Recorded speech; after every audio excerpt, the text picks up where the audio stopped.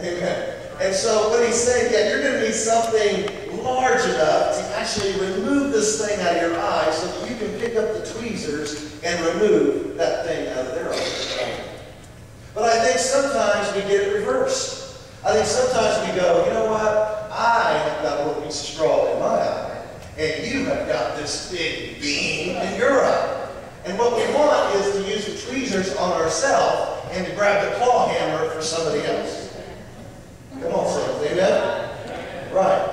And the problem is this beam that is in our life, this piece of wood that is in our life, this weight-bearing thing in our life, that if it's allowed to flourish, if it's allowed to be stable and to build in our lives, then other things come in our life. The purpose of, if you have a deck at your house, the purpose of that deck is to be weight-bearing. Some of you probably have a grill on your deck or chairs on your deck, and you fellowship on that deck, and you hang out on that deck. Listen, that's not the kind of fellowship you want with a beam hanging out your eye. Come on, somebody. Amen? That's not what we're looking for. We need to make sure that we first examine ourselves. We have to first look at ourselves and go, you know what? Is there something in my life that I need to look at, that I need to examine, that I need to remove before I ever even think for a moment to look at my brother? Come on. Right? And as I relate this morning, I can't help but relate it to our past.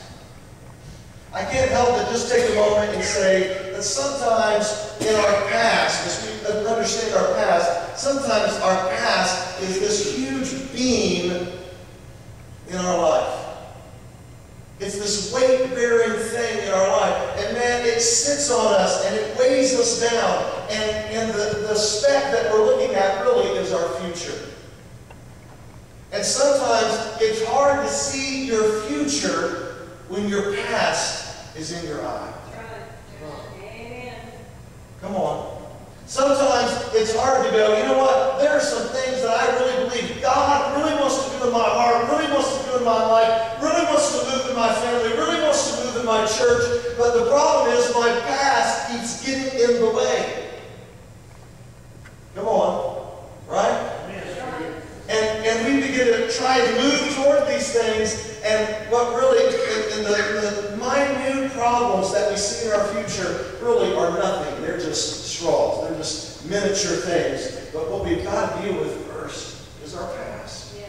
Now, obviously, one of the first things that I can bring up, and it's the easiest one, and it's an easy target, it's going to hit everybody that's here this morning, is your family. Come on, somebody. All of us have beams of our family in our life. Come on now. Weight-bearing things that have impacted our family. As a matter of fact, there was a book that I would recommend to anybody. There was a book written called The 5 Love Languages. If you've never read that book, it is an outstanding book, especially for young couples. If you've never had that book in your life, let that book you ought. If you're married, get